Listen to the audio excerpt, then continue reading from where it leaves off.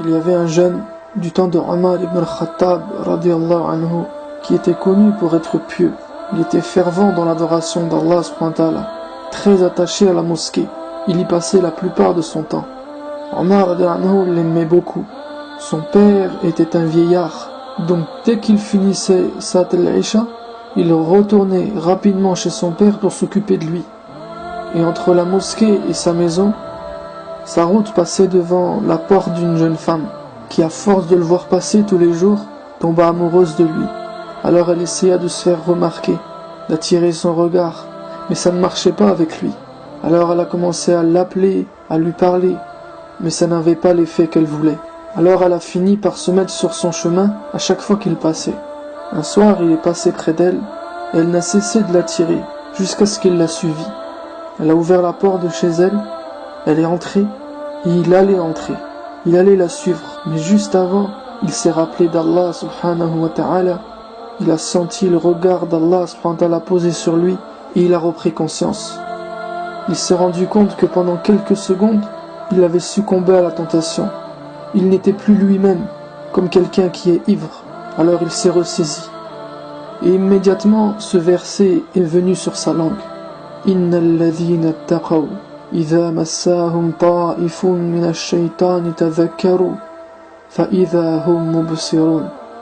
Ceux qui font preuve de taqwa, de piété, de crainte et d'obéissance d'Allah subhanahu wa ta'ala, lorsqu'une suggestion de shaytan les touche, lorsque shaytan les tente et veut les faire tomber dans ses filets, ils se rappellent d'Allah, ils se ressaisissent. Allah dit, et les voilà devenus clairvoyants. Ces gens-là ont basira, c'est-à-dire les yeux du cœur.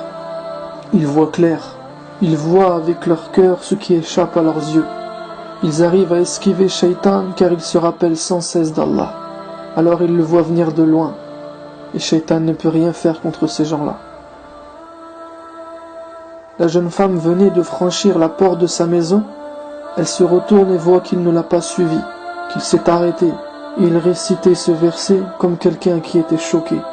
Et après avoir terminé ce verset, il est tombé dans les pommes. Elle a essayé de le secouer, mais il était évanoui. Alors elle appela sa servante et lui a demandé de l'aider pour le porter et le traîner jusqu'à chez son père. Ils l'ont assis contre la porte, ont frappé à la porte et sont vite partis. Son père est sorti et il l'a trouvé inanimé, appuyé contre la porte. En panique, il appela les gens de la famille et ils l'ont porté, l'ont fait entrer et l'ont allongé. Inquiets, ils ont attendu un bon moment et il s'est finalement réveillé après qu'une bonne partie de la nuit fut déjà passée. Dès qu'il a repris connaissance, son père lui a dit « Mon fils, qu'est-ce qui t'est arrivé? Qu'est-ce qui s'est passé ?» Il lui a répondu « Du bien, un khayr, alhamdulillah. » Son père a insisté « Je te demande au nom d'Allah, raconte-moi ce qui s'est passé. » Alors il lui raconta l'histoire. Ça fait un bon moment, à chaque fois que j'emprunte cette route, cette jeune fille essaye de me séduire. Aujourd'hui, je sais pas ce qui m'a pris. Elle m'a tenté et j'ai commencé à la suivre. Mais au moment de pénétrer chez elle, je me suis ressaisi. Je me suis rappelé d'Allah subhanahu wa ta'ala et d'un verset du Coran. Et lorsque j'ai récité ce verset, j'ai vu tout noir et je suis tombé dans les pommes. Mon père, j'ai une chose à te demander. S'il te plaît, va chez Omar, passe-lui mon salam et demande-lui quelle est la récompense de celui qui craint d'être présenté devant Allah. Son père lui dit, Inch'Allah, je lui demanderai, mais dis-moi, quel verset as-tu récité? Quel verset t'a fait tomber dans les pommes? Alors il lui a répété le verset qu'il avait lu. Innal ladhina taqaw idha massahum ta'ifun min ash-shaytani tadhakkaru fa idha hum mubsirun. Ceux qui font preuve de taqwa, lorsqu'une suggestion de shaytan les touche, ils se rappellent et les voilà devenus clairvoyants. Et quand il a répété ce verset, il a encore perdu connaissance. Ils l'ont bougé, ils l'ont secoué, mais ils se sont vite rendus compte qu'il était mort. Alors ils l'ont lavé, l'ont enveloppé d'un linceul et l'ont enterré dans la nuit. Le lendemain matin, la nouvelle a fait le tour de la ville, et Omar radiyallahu anhu fut informé de l'histoire. Alors il s'est rendu chez son père avec un groupe de musulmans, et Omar lui présenta ses condoléances et lui dit « Vous auriez dû me prévenir.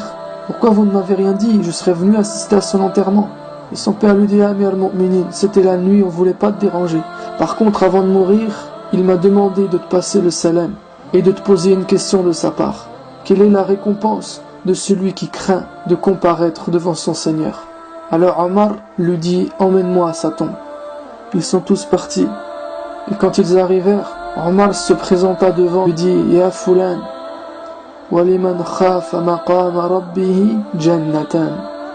Il lui dit « Oh un tel », il le nomma par son prénom. Et pour celui qui aura craint de comparaître devant son Seigneur, il y aura 2 paradis. C'est un verset dans Surat Ar-Rahman.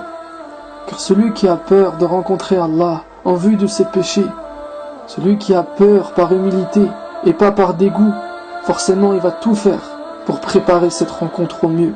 Il se retiendra quand il le faudra. Il se précipitera vers le bien. Et Allah subhanahu wa ta'ala a promis à ces personnes, non pas le paradis, mais 2 paradis différents. 2 endroits dans le paradis différents, 2 jardins.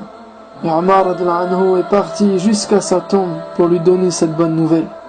Même s'il était mort, il a voulu lui répondre. Mais évidemment, les anges lui avaient annoncé sa récompense avant Omar. Alors depuis sa tombe, les gens présents l'ont entendu répondre à Omar. Sa voix retentit de l'intérieur de sa tombe. Et il a dit « Ya Omar, mon Seigneur me les a donnés, ces 2 paradis. » Allahu Akbar. Qu'Allah SWT améliore la relation que l'on a avec lui. Si on l'a avec nous, on a tout gagné. Si on le perd, on a tout perdu. S'entretenir avec lui est une douceur. Se rappeler de lui apaise le cœur. Et vivre à ses côtés est notre bonheur. Je t'invite à t'abonner à ma chaîne. J'y publie 3 vidéos par semaine. Tu peux aussi télécharger mon livre dans lequel je te donne 70 conseils pour mieux te concentrer dans ta prière. Je rédige aussi une lettre 1 fois par semaine dans laquelle je partage avec toi une idée, un ressenti ou une histoire. Et si tu t'abonnes à la lettre, je te l'enverrai chaque dimanche matin dans ta boîte mail. Sur ce, je te dis à la prochaine vidéo, Inch'Allah.